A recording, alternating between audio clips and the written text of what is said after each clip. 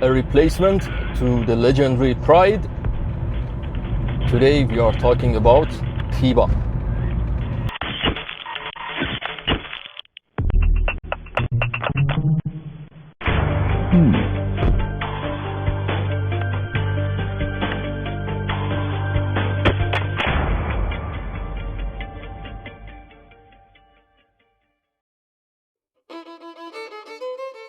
2 years ago, I made a video where I talked about the hatchback version of Tiba.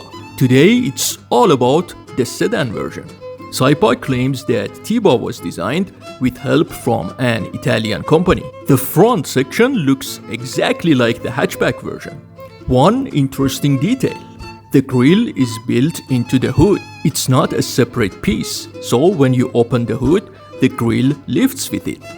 SAIPA tried to give the car a modern, slightly dynamic appearance, at least by Iranian market standards. The elongated, swept-back headlights reinforce its attempt at a sleek, aerodynamic expression.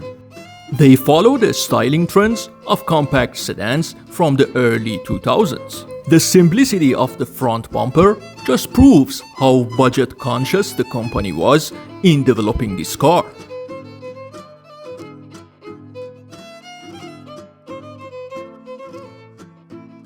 Let's take a look at it from the side. We can clearly see a high roofline and short overhangs.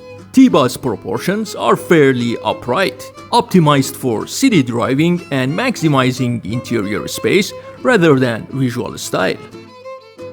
The designers avoided aggressive creases on the fenders and doors.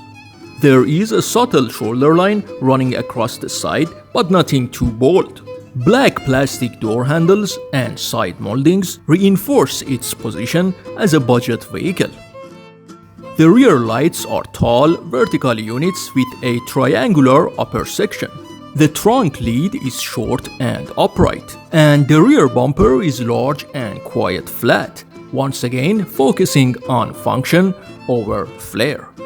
Because of the strict cost-cutting, the company ended up producing a cheap four-door sedan, and honestly, the design reflects that.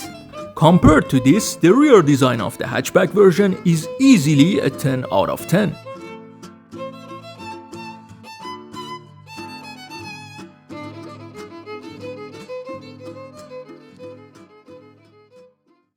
Two years ago, I made a video about Tiba, and on that video I had a hatchback model of it.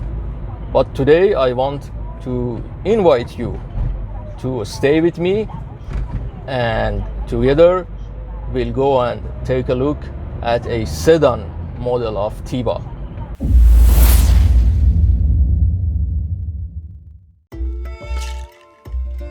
Just like every episode, I searched online and eventually found what I needed: a neat 5-year-old car. I quickly inspected the body, asked the owner for a test drive, and he agreed. Tiba uses the same M15 engine, an upgraded version of Mazda's V3 engine. It originally started as a 1.3-liter unit, but with help from German engineers, displacement was increased to 1.5 liters, producing 87 horsepower. The gearbox is a 5-speed manual. Many other components, especially in the suspension system, are shared with the Pride or the Kia Rio. Dampers, control arms, stabilizer bars, tension rods, knuckles, coil springs, and more. Tiba is what we call a function-first car. It was designed primarily for affordability, ease of maintenance, and urban practicality, both in Iran and similar markets. And that philosophy shows the moment you step inside. The interior is extremely simple. Low-quality plastics are used everywhere. You have to adjust the side mirrors manually, and on some older variants, the passenger side didn't even have an airbag. A multimedia screen was offered on certain versions, and that was basically the peak of luxury in this car. Tiba is and always has been an economical low-cost car. Naturally, we can't expect too much. Still, I personally believe it could have been built with better quality, but the company chose not to.